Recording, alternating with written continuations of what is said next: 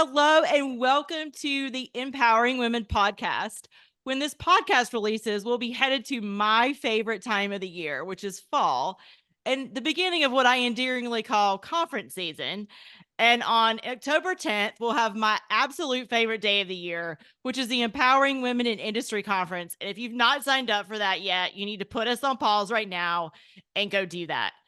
And today I have an incredibly special guest from Mueller Water Products. And Mueller is one of our exclusive conference sponsors. And we are so incredibly fortunate today to have their CEO with us, Martie Zakas. Just incredibly excited to have her here. She has an impressive career across diverse industries, including manufacturing, technology, financial, and apparel. That is quite a collection. And I cannot wait to hear more about her story. So welcome, Martie, to the podcast. We're so thrilled to have you. Well, great, Shannon. Thank you so much. It's always fun, and it's a privilege to have the opportunity to talk to you, and importantly, talk about a group that is so supportive of women and looking at ways to continue to empower women. So I am really thrilled to be with you today for this podcast. Yeah, absolutely. So I love to start with tell me about your story. That's where I always start this podcast. So tell us a little bit more about your personal journey and what brought you to Mueller Water Products. All right. Well, I have been working for a long time, which has been a real pleasure on my end, from early days in high school with various jobs through banking, but more importantly, had a strong background in education, and with that, it really moved me initially post my graduate career to working in investment banking. And I sort of will take investment banking because it teaches you, number one, to work hard. And I think one of the other things that I really came away with that is a real commitment to excellence through all work. And I have really appreciated that strong grounding that I've had. From there, have worked through a number, as you say, of different corporations. I've worked through a number of different C-suite positions. I've gotten to see industries that have no hard assets because everything is basically intangible. Right. And then really more recently working in manufacturing, where we are, where we have our manufacturing facilities, many of them located in the US, and we are actually making things, and it's really appreciating the strong contributions that all of our employees make to service our customers. So in terms of coming to Mueller Water Products, I've been at Mueller Water Products for about 18 years at this point. I didn't know much about the water industry beforehand. I was like so many of us who just think water is our right. Wherever we go, we turn on the faucet, you have your glass next to you. Water is just something that we expect to be there. And I think I have just gotten such an appreciation for not only what a precious asset and resource it is for all of us, but more importantly, the responsibility that we all have to ensure that we are preserving and caring not only for the water that we drink and use on an everyday basis, but importantly for the underlying systems that we have that treat that water and transfer that water through our systems. So if you will, I'd love to share a little bit more about. Yeah, you took my next question. I know. Sorry, I get when you. No, you're good about being more familiar with Mueller. So I have to admit, I'm not really familiar with the company. So you're going to educate me today, as well as a lot of folks that are listening. So tell us more about the company and your mission and vision. Great. Well, so Mueller Water Products, as I say, when you think of it from a consumer perspective, we're probably not a household name. But what I love is when you move into our water industry, and with where we're one of the largest manufacturers and distributors of water infrastructure products, our brand name is legendary. And the name Mueller means so much to all of our customers. We have been in business for over 165 years. Oh, wow. We are a leader within our industry, and we provide lots of products and solutions, and they're basically being sold through to water municipalities. Think of all the cities where you all live, and many of our products are there to help those municipalities deliver clean, safe drinking water, and that's to hundreds of millions of people, largely across the US and Canada. We have been headquartered in Atlanta for about 18 years. We were spun off as a publicly traded company right about that time, and we are listed on the New York Stock Exchange. To size this a little bit, we're about 1.3 billion in annual revenue. And if we look more specifically at some of our products, there are items that you see every day, though you may not think about it. It's the fire hydrant, a very important safety and health device. We have iron gate valves, which control the flow of water in all the pipes that distribute and transport our water underground. We provide a lot of couplings and other valves that are used in the pipe connections for lead service lines and other pipes that probably connect through to your home. Although, to be clear, we are not in your home. Basically, our products would stop at the curb, as we say. And importantly, in the water industry, it is a regulated industry, and many of our, as a matter of fact, most of our products are specified by water utilities and will meet the requirements that we have through the American Water Works Association. So hopefully you read and hear more about the aging water infrastructure throughout the US. And basically the rate of investment that we have today is not keeping pace with the age of our systems. And what you would expect and what we need to have is sort of that natural upgrade or renovation of our systems over time. And I would say a lot of certainly the products that we sell and the solutions that we offer really help the municipalities address the challenges of the aging water infrastructure. We want to ensure that as we are working with our customers and our distributors, that we are ensuring that we are helping them repair and replace their aging infrastructure. We want to increase the resiliency that they have of their distribution networks. We want to respond to a lot of the water-related climate impacts. And as I said, just with the fire hydrant, we want to ensure that we are protecting and promoting the safety and health of their communities. So as a company, we are vertically integrated. So what does that mean? It basically means that we have manufacturing facilities that are making these products. And you even go a little further back than that, because we are starting with the raw products. We are starting with brass ingot. We are starting with scrap steel. Oh, interesting. And we have 4 foundries that will take that raw material and then melt it down into castings that ultimately go into the products that we make. With the innovation that we are known for, we also have 5 R&D centers.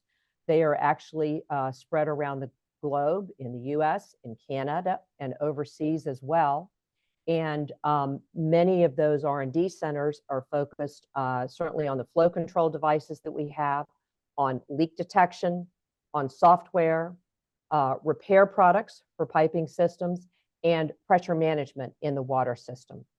And importantly, we are fiercely dedicated to our customers, to the customer service experience that we provide, because we want to ensure that we're their preferred partner to help them address all the challenges that they have.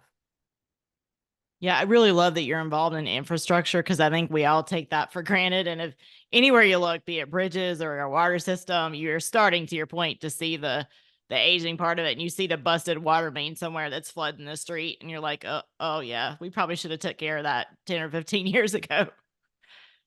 Yeah, I'll actually even pick up on what you said, because Okay.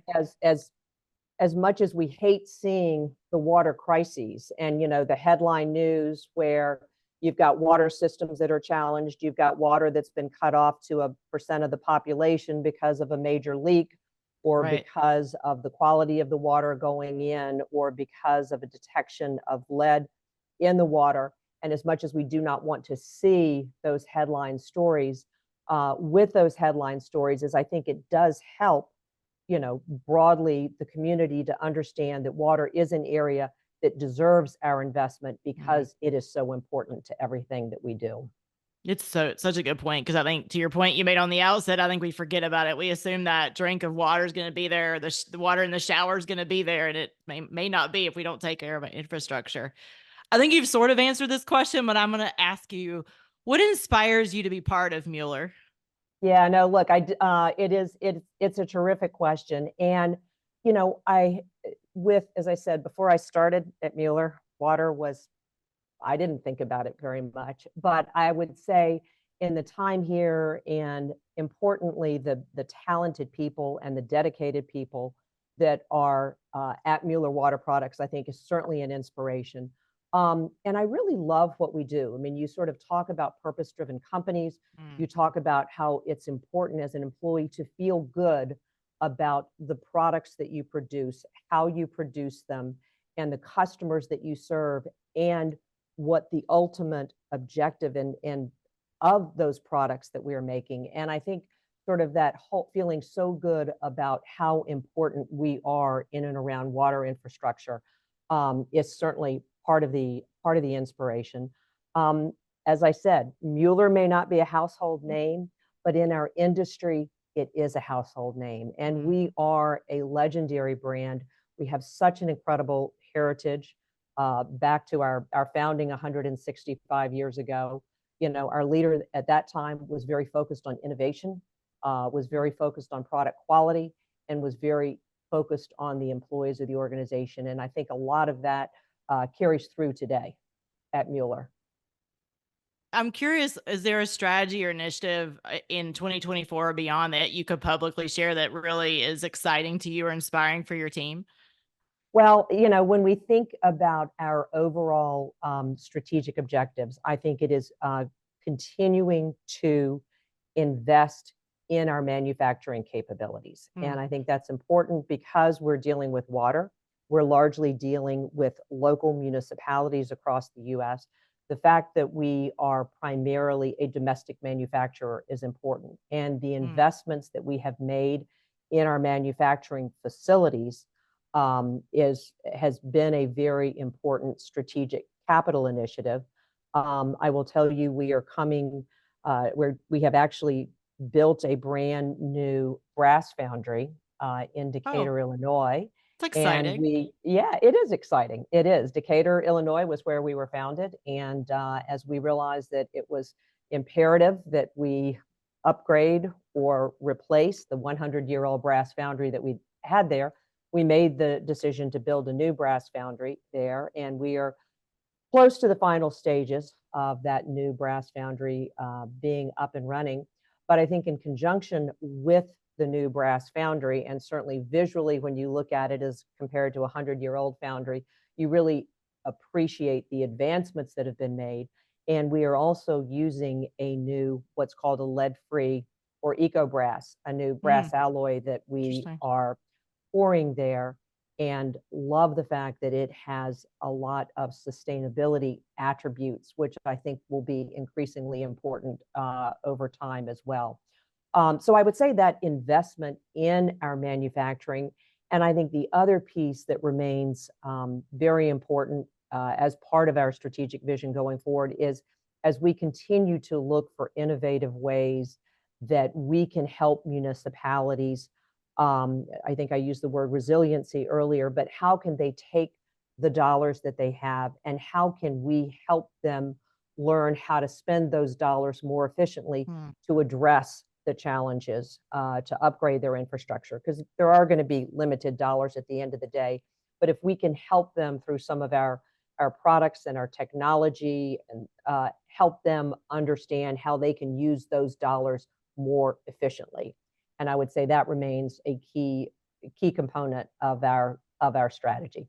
Yeah, I love that, because to your point about purpose-driven company, you're really supporting those communities. And for me as a person, that would resonate, right? You're really supporting the communities that people live in, their families live in, right? And so it's always easy to make that tie for your team.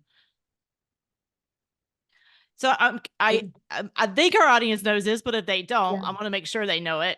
That Mueller Water Products is a passionate and consistent supporter of empowering women in industry. And for that, we owe you a huge ton of gratitude.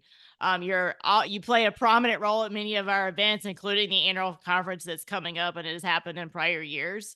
I'm curious what you think makes the company special for women and supporting their professional journeys. So it's a great question, and I'll hopefully hit this a few different ways. You know, I will say this: I am really honored to be a female leading a manufacturing company in the U.S. because you don't see as many female CEOs of public manufacturing companies. And I would say sort of overall, and I think certainly the, the recognition from organizations like this, hopefully by seeing the unexpected, I think it will help us all move forward.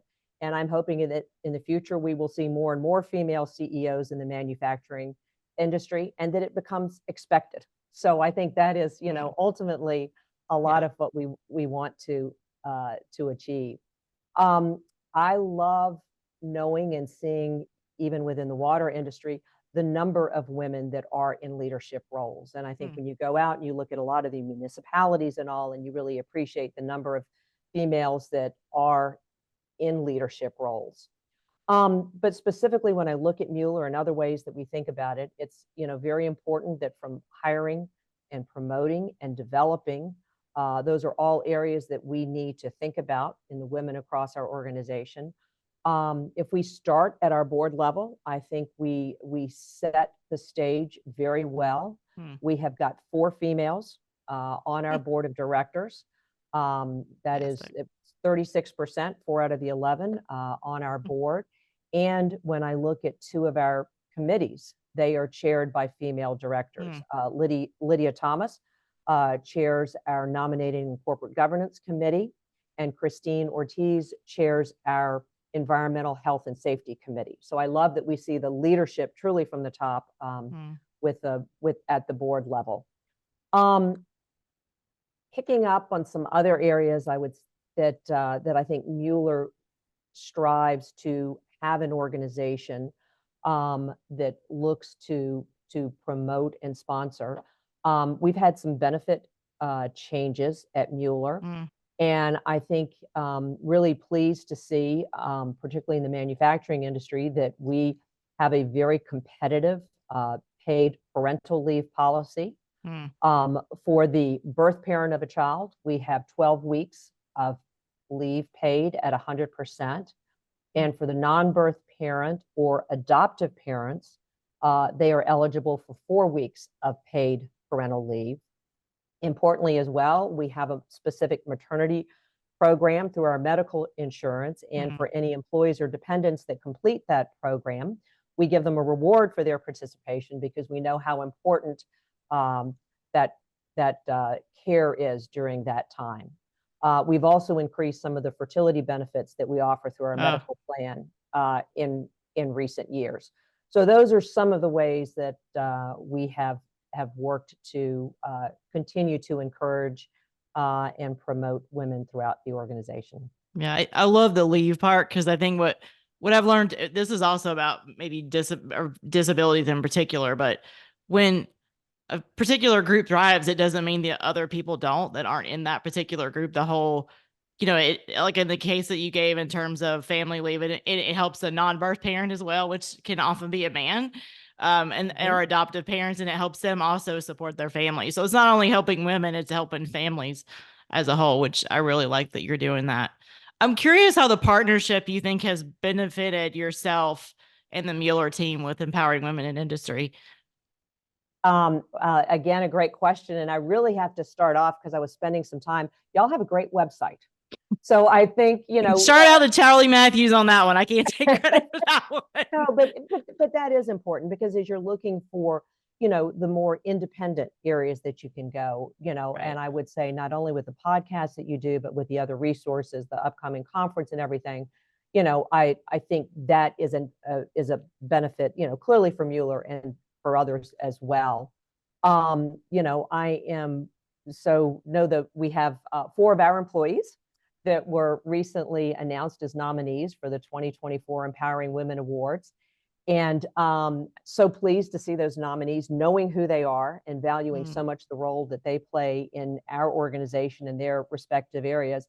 I appreciate the recognition that they've gotten through the nomination because I do know what not only an inspiration they are, but I know how important they are to Mueller Water Products as well. And I certainly say that, we continue to look to working with your organization more and more in the future. Yeah, the awards are really fun too, by the way. I love the recognition, but the awards are really fun. Charlie and the team make it a lot of fun. I live a little bit in the HVAC world, so I'm very familiar with sustainability. But Mueller, as you just indicated earlier, has a large impact on water and energy consumption. I'm curious what you see the role of women playing in those or similar sustainability efforts. So I think in and around sustainability, I'll say, first of all, it is so much core of what we do, and core of what we do because we're under that umbrella of water. But I think, importantly, when we look across sustainability and you really look across the different elements of it, which are the environmental piece that we can talk about, the social piece that we can talk about, and the governance piece that we can talk about. I'll just give a reminder on the governance piece because I think we have set the stage very well with 4 female directors. But just, focusing in on the EHS component, which is chaired by one of our female directors. I will also note that we have a female that heads our environmental health and safety team. And so certainly through her work and her team's work, it's ensuring from if you will, from the top down, that we are very focused on safety, clearly throughout our organization. But I'll always have to step back and say that safety is the responsibility of every single employee at Mueller. It is incumbent on all of us to look out for ourselves and, importantly, to look out for our other team members as well. Generally, to sort of answer your question, but maybe to think about it, I'm hopeful that I will say across all of Mueller, but that we really are focused very much on what's the job at hand, what's the task at hand, what's the initiative at hand. And importantly, let's really focus on how we're going to work together to get the job done, and not so much sit back and worry about who gets credit for it, but let's really focus on what it is that needs to be done and how we're going to get there. I love that. And my own team at work, very focused on what I call collective success, right? It's the success of all, not the success of one. So it sounds very similar to what you're saying. Yeah, well, I like that terminology, collective success. So you can steal that one if you like. I can steal that one. Okay. Yeah. So as my audience probably knows, I typically have one what I call very selfish question that's about ready to come. I have a huge passion around inclusion and diversity, equity, and inclusion, and belonging in particular. So when I was doing my research for this podcast, I love to see that one of Mueller's values is inclusion. So I'm curious what inclusion means for you. Yeah, so it is one of the, importantly, it's one of our 5 core values, which really set the fundamentals and that hopefully drive everything that we do every day. But I'll say one of the reasons, as I think about different words that you hear in around this space, the reason I think the word inclusion can mean more is I feel like it focuses more on what the benefits are. So it's the positive aspect of using the word inclusion, because I think if we are an inclusive organization, then the people and the talent that are here are going to feel as if they're included. And importantly, if you feel included and if you feel part of that team, then I think we then are going to get the benefit of hearing all the different voices and ideas and backgrounds or whatever, such that we can go back, and I'm going to steal your word, the collective success that we can have. And so to me, the whole idea behind inclusion is ensuring that everyone feels welcome and important towards what we are striving for. Yeah, I love that. Welcome, and they feel welcome. They feel like their ideas matter, that what they bring to the table matters. Yeah, exactly. I really love that. Yeah. How are you ensuring that's growing in your company? Because it's a great concept, but I find it in my own day job. It's a hard thing to do sometimes. It is a hard thing to do. Completely agree. So we do have some formal mechanisms in place. We do have, at the corporate level, we do have a diversity, equity, and inclusion oversight. It goes at the company. It's part of the focus of one of our board committees with our compensation and HR committee. So they're overall responsible for it. And then we do have a DE&I council, and that is led by 3 senior executives at the company. And then I think the way that we waterfall that down hopefully makes it more impactful, because in addition to sort of, if you go with the board, if you go at the corporate level, we also have a council at each of our local facilities. And I think that's what can make a difference, is just the role that they play at their local facility. It could be a, particular endeavor, it could be a particular day or something that they want to focus on. But I think that with the local councils, I think it really helps create that sense of ownership that we all have. But look, to your point, it's something that we need to be intentional. And I think it also needs to be a constant reminder through everything, through every employee, sort of back to safety. It's all of our responsibilities. And I think here, in addition to some of the structural areas that we have, it's incumbent on all of us to really take that as one of our values. I might hit on maybe just one other area that sort of weaves into your question. Yeah, go ahead. But not totally. One of the programs that we have at Mueller, we call it our MDP program, or we call it our Mueller Development Program. And the idea behind it, or what we do, is we basically go out and we hire students that are graduating from college.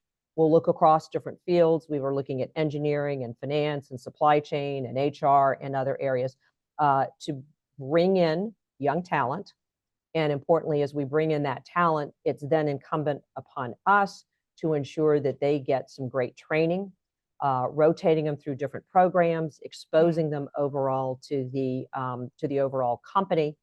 And then after they have had a strong rotational program within their discipline, it would be looking for what you would call a permanent role for them as they advance to that over time. But I think, with the MDP program, that is another one of the areas where we can be intentional and ensure that in terms of the different educational disciplines that we may be hiring, it's also a way for us to ensure that we are looking expansively as to the talent that we bring in. We may participate in particular career fairs, like at the HBCUs, the historically Black colleges and universities. We do partner, if you remember, I referenced the AWWA, which is the American Water Works Association. We do sponsor a dedicated HBCU annual scholarship program through them. So I would say those are just some of maybe the other specific ways that we want to ensure that we are bringing in and developing and then promoting the talent. I like what you said about inclusion. If I could go back just slightly about your local committee or chair or council that you were talking about, because I feel like inclusion is a lot, not to get political, but they always say politics is local. And I feel like inclusion is also local, right? You can have some great things at a corporate level, especially if you're a part of a bigger company, but it really matters. Sort of your own little neighborhood at work, right? And so you need to feel like that little neighborhood that you're in is very inclusive. So I'm sure that brings a lot of value to your company. I think it does. And I think it, as I said, it's what I love seeing too, is just the ownership and the accountability they take at the local level, because, they're seeing their colleagues, their coworkers on a day-to-day basis. And they're able, if you're down at that level, you're able to also assess what's going to resonate with that group more and be more impactful, because we may not know at corporate what's going to make a difference in that organization. And I would imagine your MDP program, it also builds what I call like a network of community, right? Because they probably have events together, right, as they come in as cohorts, and then they go spread across your company, and they probably keep connected. So they sort of create that inclusion across your company as they've connected with each other. Yeah, no, you have hit the nail on the head with a lot of what we're looking to do, because they're getting, I'd say great training and mentorship through whoever they're working with, and that rotates over time. But exactly as you said, we take the opportunity to bring our MDPs together periodically and to have, leadership in different disciplines come in and talk to them. But, it is their own peer group that allows them to learn about other parts of the organization. Or is the other thing that you find It's like, hey, I've been working with this, not real sure how to do it. And you've got that comfort to call up someone and say, hey, could you help me with this? Yeah. And I think it builds those relationships, not only when they're in the MDP program, but importantly, when they move to a permanent role outside of that 2-year rotational programs, that foundation is still there, not only with their colleagues when they were in the MDP program, but importantly, those that have come before them that were graduates of the MDP program. Oh, that's a good point. They probably give back. There's probably ways to interact between, I'll call it cohorts. And so they get to meet not only their own cohort, but maybe the one or multiple ones before them. That's really cool. I really like that. Well, we're sort of staying on the same line as talent. Yeah. You have an incredible career. We'll put your bio in the show notes. But my guess is you've had quite a few opportunities to do coaching and mentoring. So I'm going to start with a fun question. If you had the ability to go back to your 20-something self, what coaching would you give her regarding her career journey? Oh gosh, it's a really fun and interesting question. It is fun to think about. And you know, I would say, because I think it's been true, it is hard work. If you're going to make the contributions, I do think it's hard work. But I think accompanying that, it's also important to make sure that you're having fun along the way, because the hard work without the fun, without enjoying the people that you are working with, is a chore. And that's not what we want what you want your career to be.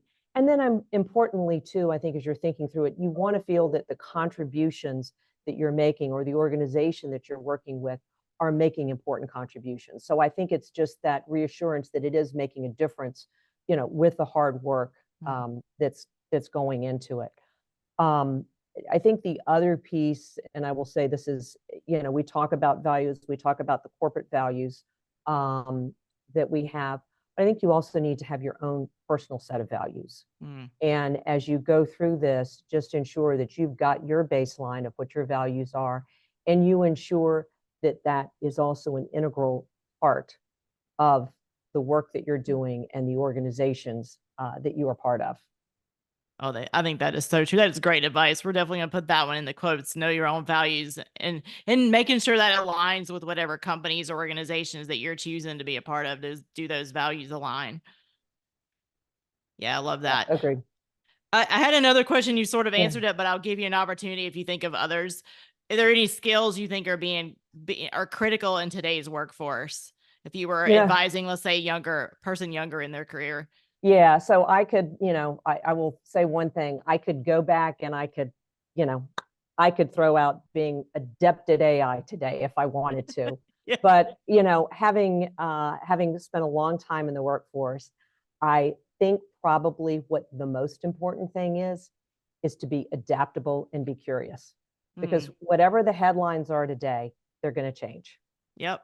And, I can look back at what was the important thing when I started career, what the important thing may have been mid-career, what the important thing is today. And I think it's just the ability to adapt to where things are going to be going, and to have that curiosity and that ability to learn and change over time with what you need to do to be able to continue to be an important contributor in your profession. I don't think I could have said that better. That's so true. I'm going to ask two final questions. Yeah. How do you coach, I'll say women, but I think it's going to apply regardless of sex, to overcome adversity in their careers? What I'll say, first of all, is look, business is challenging. It always has been. It always will be. And so one of the things that I would say is you're not alone. You may be facing adversity, but just appreciate that there are probably others that are facing, may not be the same challenge, but it may be some challenges. I think probably two things I'd say that are important. First of all, I'd use the words be confident. Be confident in what you're thinking and doing. And then I think the other piece is have whoever your confidant is. Who is it that you can talk through the situation with in an open manner where you feel safe, and you can have that communication, And then I think through that, you probably will it will help you to come to whatever you think is the best way to approach it. You may get some good advice along the way. You can test some things that you're thinking, but I do think that having whatever your resource is, it can certainly be a spouse, it can be a family member, it could be a very close friend, but I think that can be really important in helping you deal with what could be a challenging work situation. Yeah, I love, because I always say go find your people, right? But I think the more diverse, the better. Honestly, don't go, for me, I'll pick on myself. Don't go find a bunch of white women, right? Go find different people that add to that. What some may call a personal board of directors, but they're sort of your sounding board. I think that's what I hear you saying. Exactly. Yeah. All right. My final question is, well, the one that I always end with, which is, what is one piece of advice or quote that you'd like to leave with our listeners today? Oh gosh, well, you could give a whole litany of advice. Yeah, you could. you read enough business books that it's like, oh my gosh, there's so much advice out there. And to me, some of the advice that I would give is to look at examples, look at people, look at professions. And I think it's important, just through that observation, observe what you see that you like, that you may want to emulate, and as importantly, see what you don't like.